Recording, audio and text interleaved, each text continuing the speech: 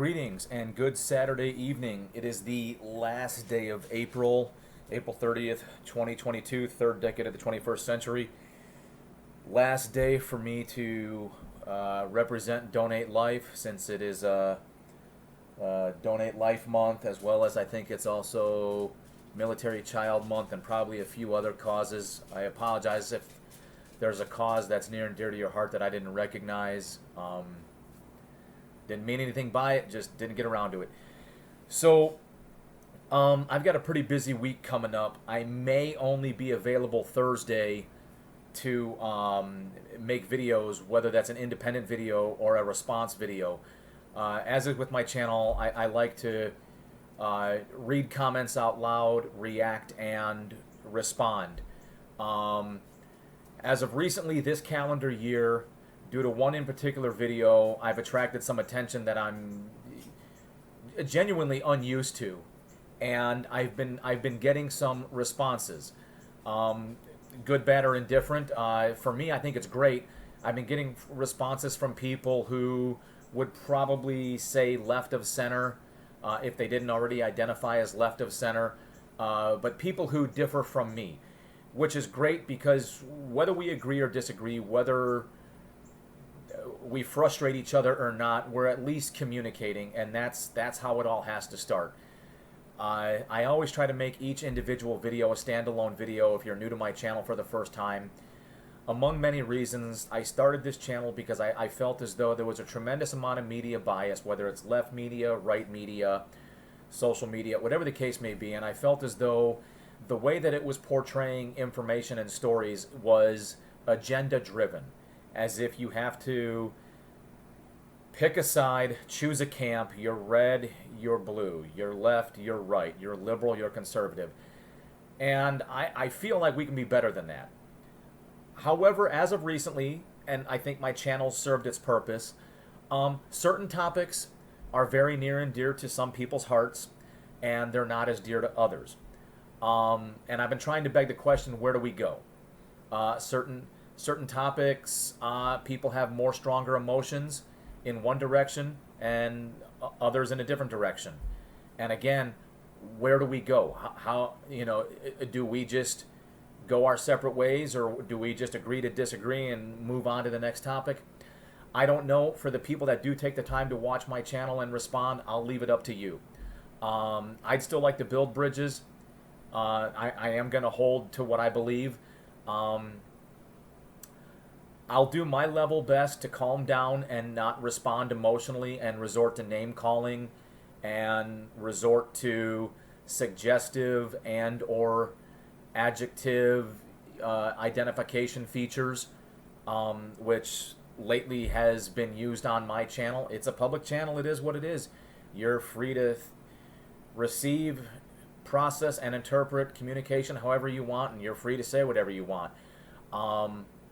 My challenge to you, though, is I'm trying very, very hard to watch my language as far as whether or not my language is door shutting, if it's wall building, if it's interfering and blocking communication. With that being said, Kris has taken the time to watch a few of my videos and provide some responses. So without further ado, let me go ahead and get into it. First, Kris was responding to my response of his comments. You can call me Kris. So on the first question, it's your channel, but I felt like you spent a lot of time on context and not really answering the question I asked. But that's okay, I suppose. You provide a lot of context in your videos, but I really was just curious on that one part about being really stuck to the argument and playing devil's advocate no matter how much comes out. I was curious if there would ever be enough. That was all I was asking about. I get we can pretty much always argue we never know for sure. I mean, that's a huge philosophical thing of, can we even believe what we hear or see, or if things are fake or manipulated, or even trust our own perceptions. We can take that to the end of the line if we want to deny things. There are studies on denial, in fact, that no matter how many facts and bits of evidence people are shown, they really stick to their strong beliefs, so facts don't tend to change minds. On the other question, thanks for answering. Kris, So, funny enough, and I'm not trying to play games here, but those are very good statements, and I believe they can go both ways. So, in that context, where I was arguing on behalf of Joss, and maybe I'll try to answer that even more now. You're absolutely right. If my bias and my denial, or whatever the case may be, is in support of Joss, then equally and opposite, the same could be true for somebody in support of his accusers. And I apologize if I'm not always the best at word retrieval and articulation in spite of my best efforts. When it came to Joss Whedon, I was attempting to probe and pose the question, is it possible that his detractors, his accusers, his naysayers are attempting to take advantage of and or benefit from the current social market, the current social trends? Was that possible? Whether or not you believe it happened or not, could you believe in the possibility that that could be happening? I never really got much of a response. So Sheila, who graciously got involved in my channel, we had a discussion, and basically we took on we each chose a side to argue like in a debate club, and I basically argued for Joss. At the end of the day, I believe it's entirely possible. I believe what I'm very hesitant to do is call him a racist and call him certain names other than just bad. I think it's entirely plausible that he and Ray Fisher did not get along, and perhaps there was a very adverse relationship there. And that's where I also say, but in truth, you have Ray saying what he said, Joss not really saying much of anything at all. The thing that really kind of persuades me is his very aloof, laissez-faire, melancholy attitude during that Vulture article, where the reporter was giving him plenty of opportunity and the benefit of the doubt, and he was very aloof. He was very, I don't know, melancholy. Just, I don't know. He had a great opportunity to try to explain and defend himself, and like the best thing he could say was Gal Gadot's first language, is not English. That was tone deaf. And then watching Charisma Carpenter on the Michael Rosenbaum podcast, Inside of You, the one thing she said that gave me a tremendous amount of belief and credibility in her was how, as of recently, she makes a lot of her income doing conventions, and she did not wish to alienate fans of hers because of the Joss Whedon projects that she was on, in spite of her adverse experiences with Joss. But no, in that particular vein, I was attempting to just be his advocate in the conversation while not really being married to it. And then I think your other question was, I don't know, I can't remember your other question. I'd have to go back and reread it. But to that extent, I think I can still enjoy Buffy. I can still enjoy Angel. I can still enjoy his other projects in spite of him. He may be an excellent storyteller, a fantastic creator, but, maybe he was just going through a rough time. And the other thing I brought up, not that it excuses anything, I like to look for rational explanations. And the only thing I can come up with is right at around the time Buffy was ending, Angel was being told, you're going to get one more season. He had Firefly going at the same time, so he had 3 shows going. And it sounded like Firefly was a big passion project for him, and Firefly got canceled. So I throw that out there as the possibility for him being stressed and not seeing things clearly and getting in his own way and not seeing his own actions clearly. Not that it excuses anything, but for me, it attempts to add some rationale. But yeah, no, and like I said before, I don't think Joss Whedon is somebody that I would probably agree with too much sociopolitically. But moving on. Next thing is you responded to my video, once again, belief and how do we deal with it. I didn't respond to this until after watching both videos. I mean, I'm sure I'm biased as someone who has known and watched Sheila's content for years, but ugh, I don't think I've ever seen her go out of her way to attack or try to just elicit a response from people. I'm going to pause right there. Kris, I did post the Zoom call. You interpret this however you will. I've repeated this numerous times. We all, as individuals, based on our experiences, the sum total of those experiences, who we are and whatnot, it shapes a lot of who we are. To include, it shapes how we receive, how we process, how we interpret, and how we respond and react to information as well as communication. In that Zoom call we did last Friday, aside from the internet connection being bad, Sheila had fabricated a scenario, and I got the distinct impression she was trying to lure me into an "I got you" moment. After rewatching it, I still get the impression, but not as strongly as I remembered it. And then on the same subject, where I didn't really want to continue pushing, I didn't want to continue on the subject, but she did, and that's just a whole other ball of wax. I even mentioned in the video she's pushing. Here's what I'll say on that. Pick any topic, religion, the trans thing, whatever, right? Some people are strongly connected, some people are not. It's why we used to say it's not polite to talk about politics and religion at the dinner table or whatnot, because some people are very religious, some people are pro-religious, some people are not religious, some people are anti-religious.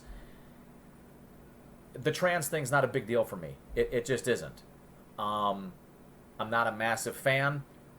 I'd probably be classified as anti-trans, but at the same time, I don't wish to make a big deal out of it, and I don't wish to have any adverse effects against people who are. I'm all about, you living your life and bygones being bygones. But I think to that point, and in my opinion, this is just my opinion, from the way Sheila was pursuing it in that Zoom call, it was like, I'll switch directions, people who are very passionate about their religion. But you gotta believe, you gotta believe, you gotta believe. And it's like, no, I don't. Even some religious scholars suggest that God gave us free will. Well, free will gives me the freedom to either believe or not believe. And part of the reason I think there's this thing called decorum is because I don't have the same feelings about the trans subject as maybe you do and as maybe Sheila does. So if you continue to press and press and press, and you demand that I explain myself, and you demand that I express my thoughts, views, and opinions, well, you're going to get them. And you're probably not going to like them, and you might find them insulting. If you don't press, if you drop it, you don't hear what I have to, you don't hear my thoughts or my opinions, and we just keep moving on. But I digress. And of course, from my bias, since I have people who are trans close in my life, I think it's pretty insensitive to say that defending oneself or a family member against bullying, abuse, systemic problems, laws that are harmful is just trying to provoke a response or elicit trouble when none exists, whether we are talking about Sheila here or talking about even Al Sharpton or MLK Jr. All right, I'm going to continue reading this and see where this goes. To say they are simply doing that is to essentially say that black people are facing zero issues anymore and that racial equity was completely solved. MLK Jr. was literally shot and killed for his work on equality. That is just stirring up trouble, ? He was jailed for protesting racial inequality. He spoke out about black girls being set on fire in a church. The last thing Al Sharpton was in the news defending was what many believe was a lynching in Georgia. Those men have already been found guilty of murder, whether you believe it or not. I think that someone who believes in civil rights has the right to speak up against lynchings, and that seems pretty callous to say it is just simply causing trouble for them to speak up. They're using their platforms. Yikes, man. We definitely come from two different worlds. As a POC, I gotta say, this is pretty tone deaf about who these people are. Kris, I think what you're referring to is in the video I suggest that there are people, and I did reference Al Sharpton, and this is my belief. I'm not saying that all problems are solved, but Al Sharpton made a name for himself marching with the late great Dr. Martin Luther King Jr. at a time when shit was real. I mean, trust me when I say I'm originally from Chicago. All right, I went to boot camp in California, and then I got stationed in Hawaii. All right, trust me when I say the Islanders, not a big fan of Marines. The Islanders, the Polynesians, not a big fan of white boys. All right, and apparently that goes back to something to do with the Marines conducting an amphibious landing and basically taking over Hawaii and annexing Hawaii into the United States. But I did fine. I had a great time in Hawaii. I loved it. I didn't see any of those issues. I've only heard about those issues, but I didn't see it and I didn't feel it. Then I went to the Mountain Warfare Training Center, and stick with me, I'm going somewhere with this. I went to the Mountain Warfare Training Center, and in both indications, between boot camp, between combat training, Hawaii, and the Mountain Warfare Training Center, I was stationed with people who were from different walks of life, different geographical locations, and in some cases, those geographical locations had different cultural views. As somebody growing up in Chicago, I pretty much held the opinion that anybody who grew up south of the Mason-Dixon, you know, it was like Deliverance. It was all like Deliverance. Everybody was racist. The people that joined the military were being forced against their will to get along with people they ordinarily wouldn't.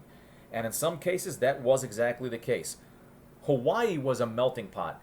Normally, we have two places. We have Paris Island, South Carolina, San Diego, California. When I was younger, the way it worked is if you were in the Central, Mountain, and Pacific time zone, you went to San Diego. If you were in the Eastern time zone, you went to Paris Island. And then you carried on to Camp Pendleton for your infantry training.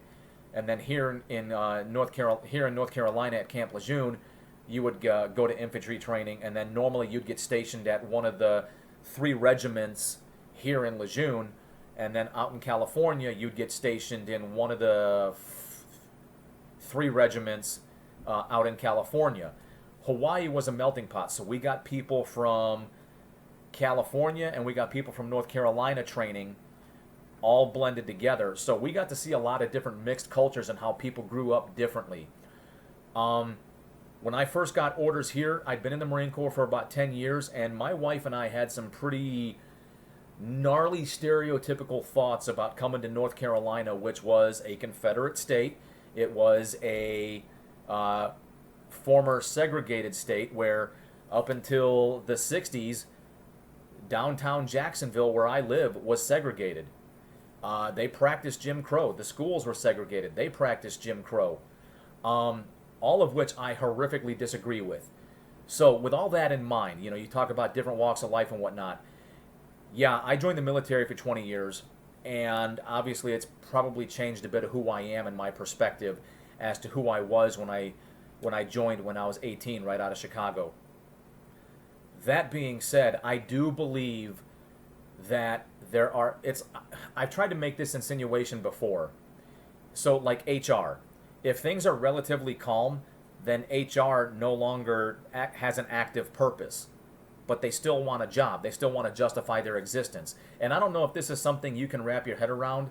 I don't know if your current opinion of me, if your disposition about me, or if your individual bias will allow you to understand what I'm trying to say here. I think Al Sharpton has gotten to the point where in order to justify his existence, he has to find things to latch onto. I'm not terribly familiar with the situation in Georgia. But I think what Al Sharpton and maybe a handful of others like to do is, since it's nothing like it was in the 60s before I was even born. I was born in 76. All right, this is way before my time.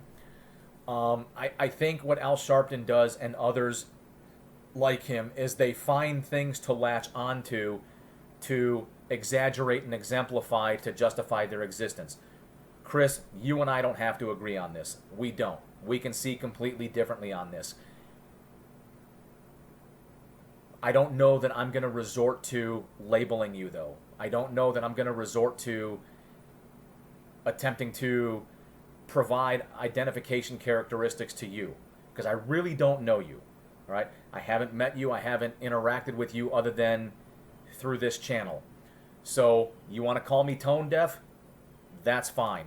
You want to defend Sheila? I applaud you, and that's very honorable. Am I allowed to feel insulted? Absolutely. Am I allowed to feel some sort of negative energy and attitude coming from either you or Sheila? Absolutely.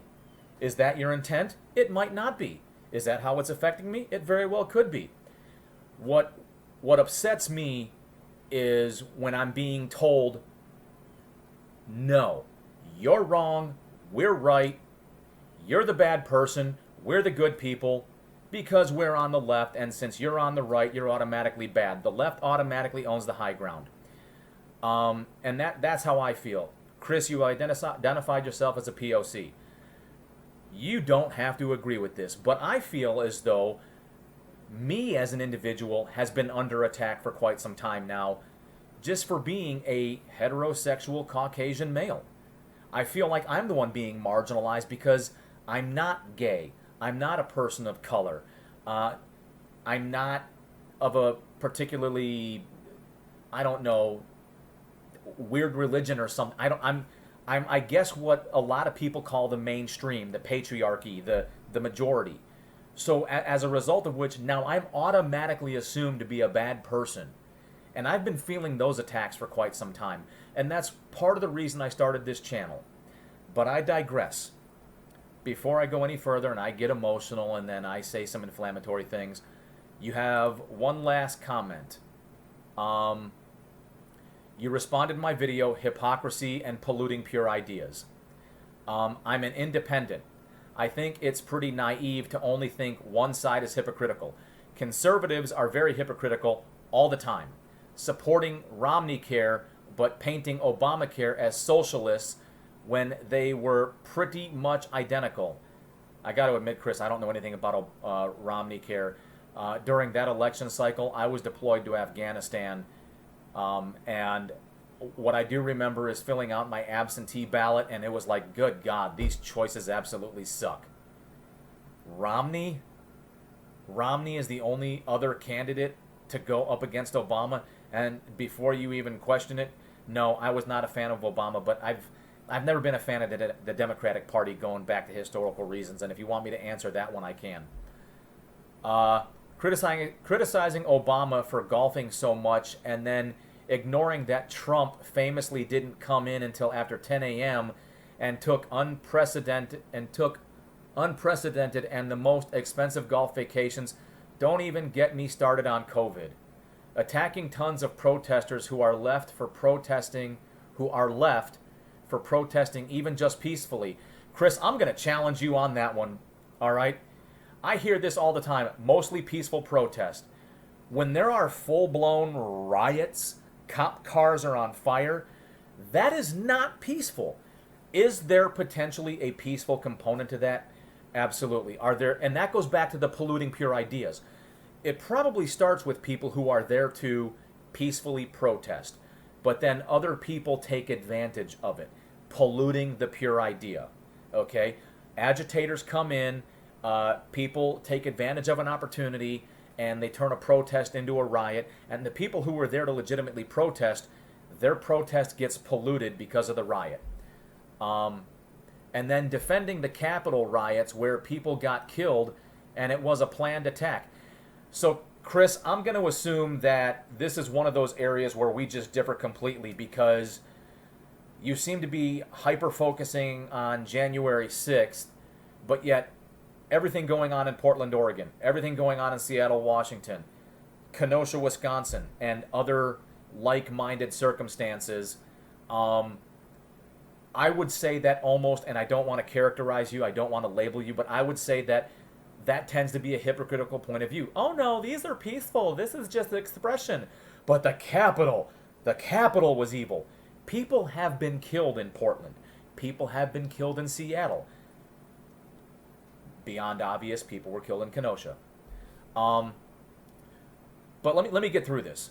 I think some of the worst and most hypocritical are on individual instances, saying white people have a right to bear arms no matter what, and then justifying the murder of black men for people just suspecting they have a gun in open carry and permit states.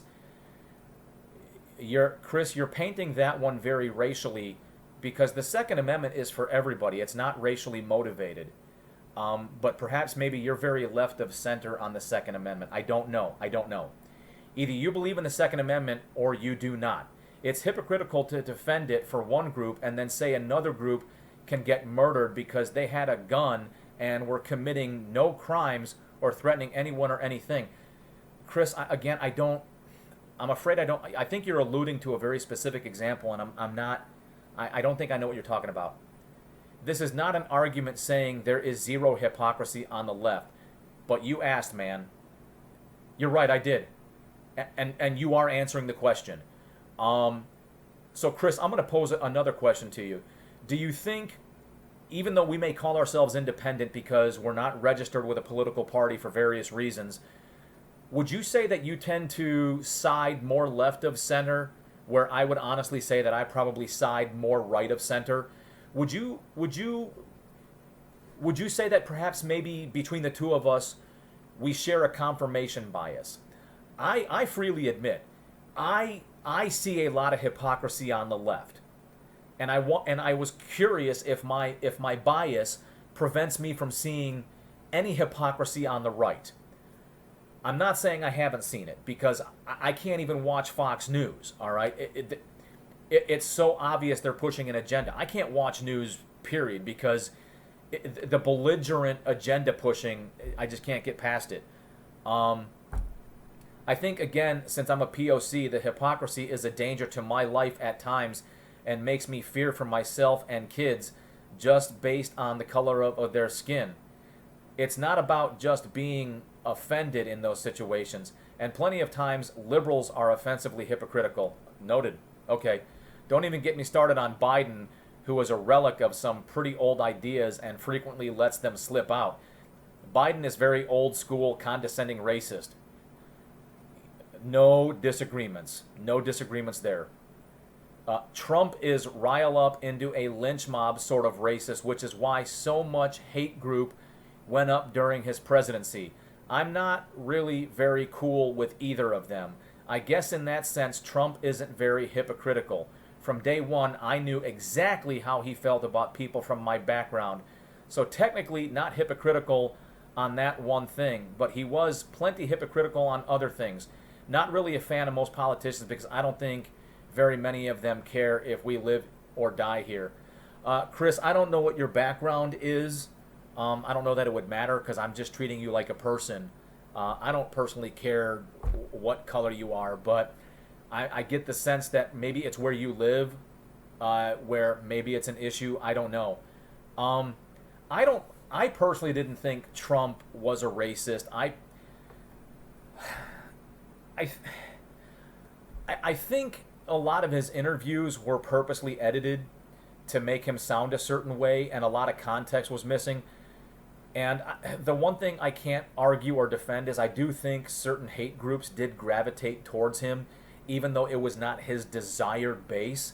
I think certain hate groups gravitated towards him. I liked Trump for everything he wasn't. I loved how he challenged the establishment. I loved how he challenged the media. You're fake news.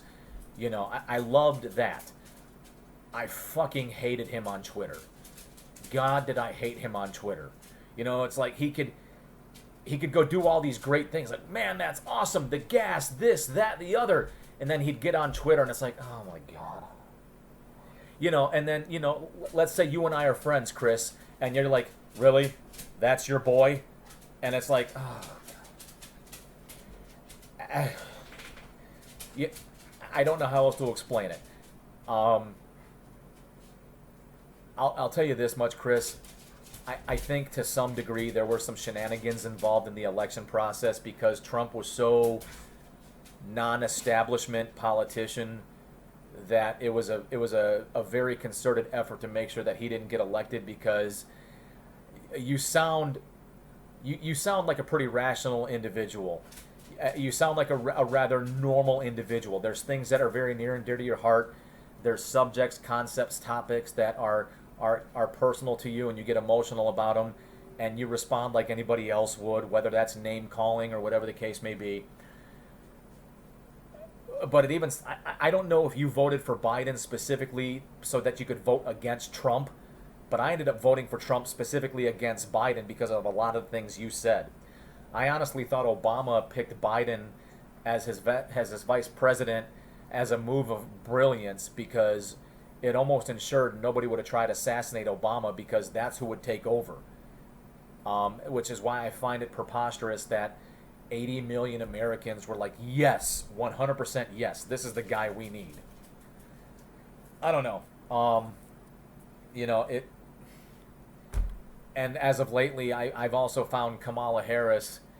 I hope it's not clickbait. I hope it's not selective editing like with Trump. But some of the things that she's been caught on camera saying and doing is just kind of like, really?